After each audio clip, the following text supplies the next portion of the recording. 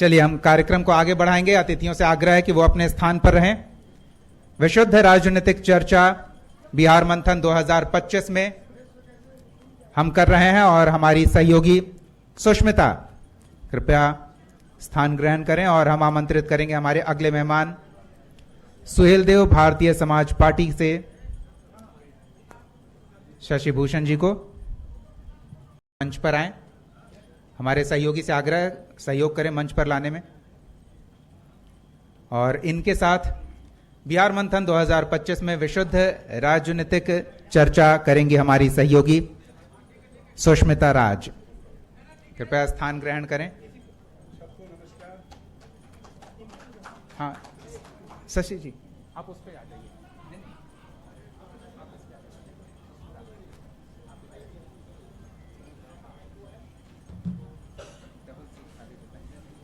चलिए तो हम चर्चा को आगे बढ़ाते हैं। सुहेलदेव भारतीय समाज पार्टी को बिहार में एक विशिष्ट स्थान दिलाने के लिए संघर्षरत शशि भूषण जी के साथ हमारी सहयोगी सुष्मिता राज।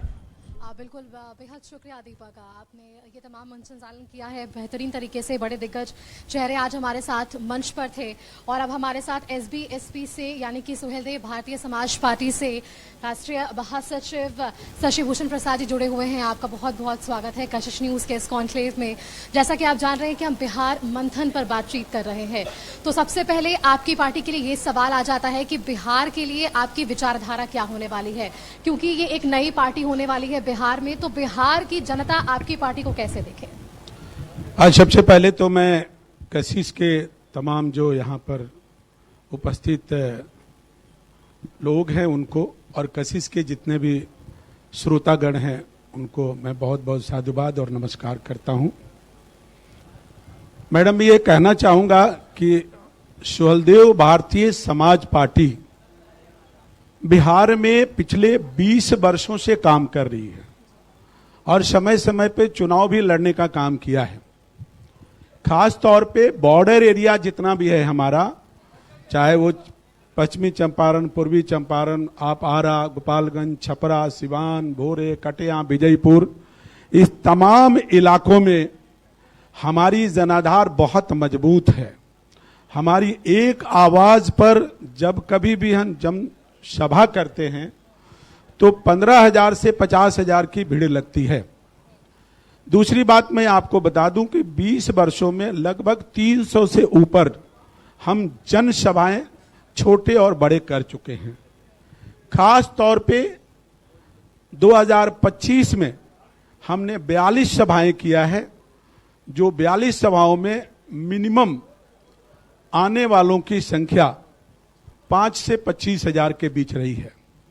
तो हमारी पार्टी की बिहार में उपस्थिति बहुत पहले से है और मुझे पार्टी ने जो विश्वास करके राष्ट्रीय महासचिव का पद दिया है, इस पर मैं विराजमान होकर बिहार के कोने कोने में जन जन तक अपने पार्टी का कार्य करने की शैली, जो मूल उद्देश्य है और पार्टी को जन जन तक पहुंचाना, यही मेरा धर्म है, यही मेरा कर्म है और यही मेरा कर्तव्य है। शशि भूषण जी, देखिए आपने अपनी बात में भी जिक्र किया कि अब तक कई रैलियां और सभाएं आप कर चुके हैं बिहार की धरती पर, कई जगहों का आपने भ्रमण किया है।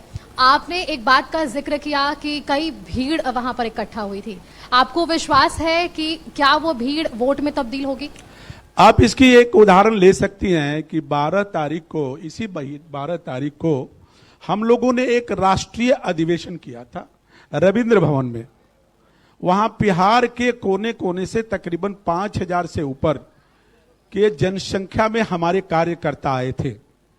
हम लोगों ने अपने नेता, राष्ट्रीय नेता श्री ओम प्रकाश राजभर जी को संजय गांधी जैविक उद्यान के गेट नंबर 1 से रैली के साथ उनकी स्वागत किया था, जिसमें करीबन 200 से ऊपर गाड़ियां, लगभग 350-400 से ऊपर मोटरसाइकिल और हजारों हजार के भीड़ में कार्यकर्ता मेरे थे, जिससे उस दिन इनकम टैक्स से लेकर रविंद्र भवन तक की जनजीवन अस्त व्यस्त हो गई थी।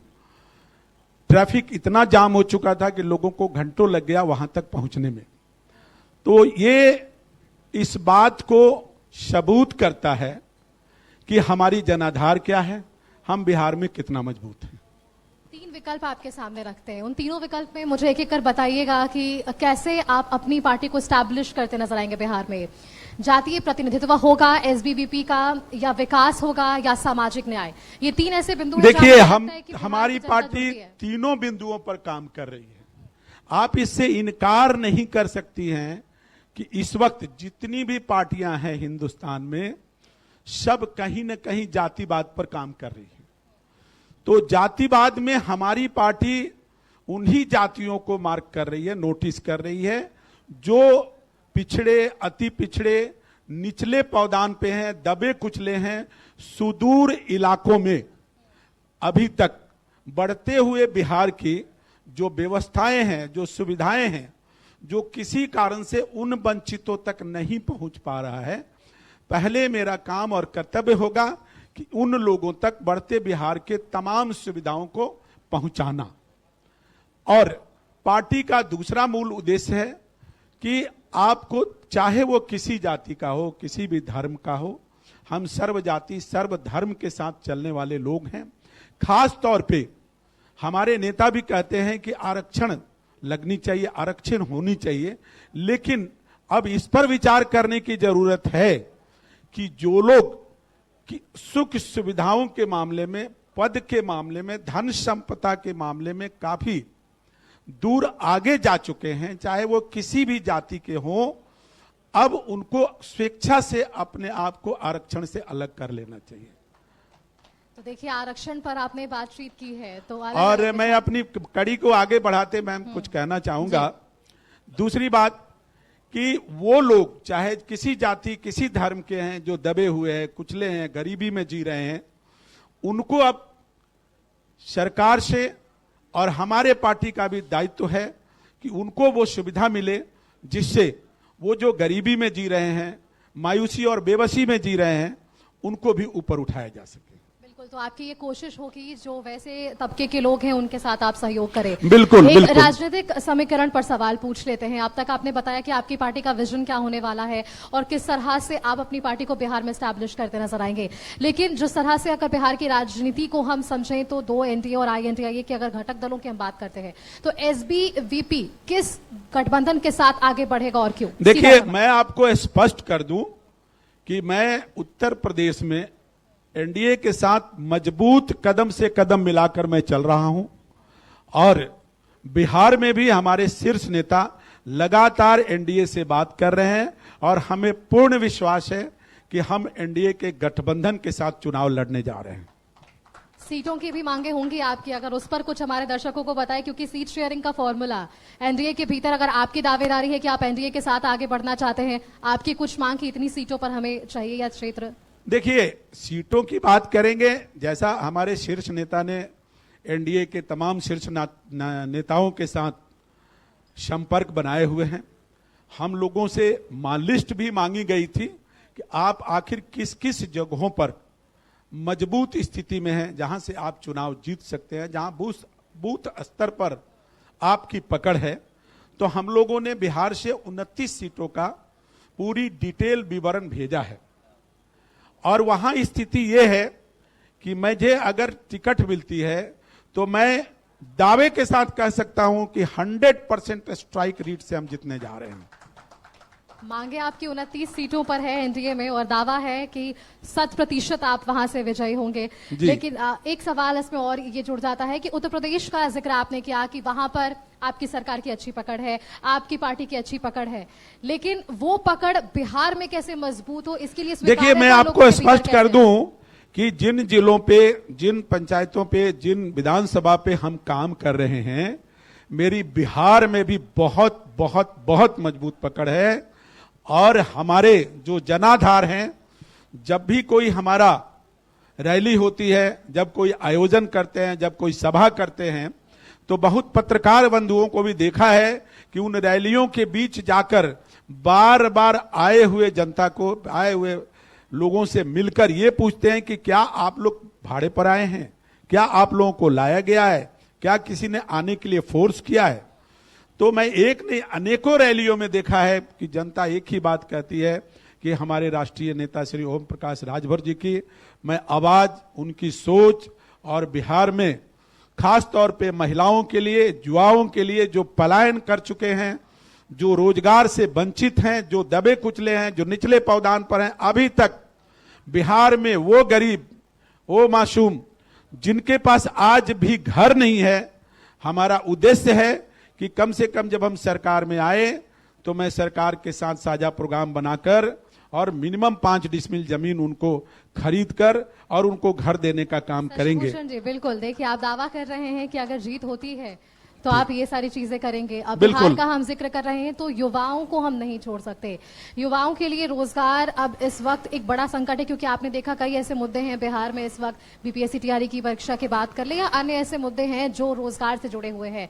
आपकी पार्टी उन युवाओं को आज इस मंच से क्या संदेश देना चाहेगी? देखिए, सबसे बड़ा संदेश तो हमारा ये है कि निश्चित तौर पे डबल इंजन की सरकार बिहार में बहुत काम किया। आपको 90 का दशक याद होगा, जब मुझे बिखरा हुआ बिहार, उजड़ा हुआ बिहार, किडनैपिंग का बिहार, अपराध का बिहार मिला था।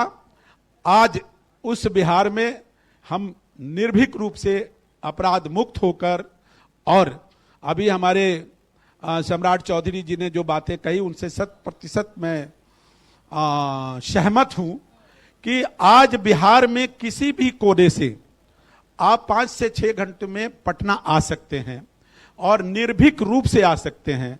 निश्चित तौर पे जो भी विवाद हो रही है, जो भी क्राइम हो रहे हैं, कहीं ना कहीं आपसी रंजिश का नतीजा है। उसे अगर छोड़ दिया जाए तो बिहार अभी बहुत शांत है और बिहार की चर्चा पूरे देश में हो रही है। ऐसे में हम लोग भी सत्ता और सरकार में आए तो डबल इंजन के साथ मिलकर रिवर्स मैकेनिज्म पर काम करेंगे। जो नौजवान पलायन कर चुके हैं उनको बिहार में अधिक से अधिक वापस बुलाने का काम करेंगे। इंडस्ट्री अधिक से अधिक कैसे लगे, लोगों को रोजगार, जो भी नौजवान हैं उनको अपने गृह क्षेत्र में ही रोजगार कैसे मिले, हम लोग इस पर काम करेंगे।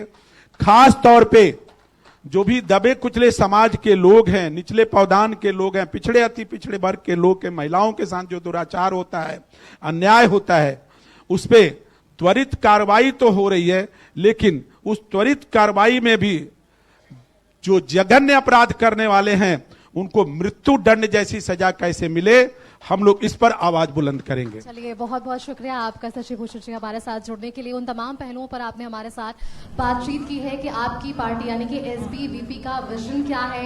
इन 5 सालों में अगर आपकी सरकार साथ में बनती है तो आपके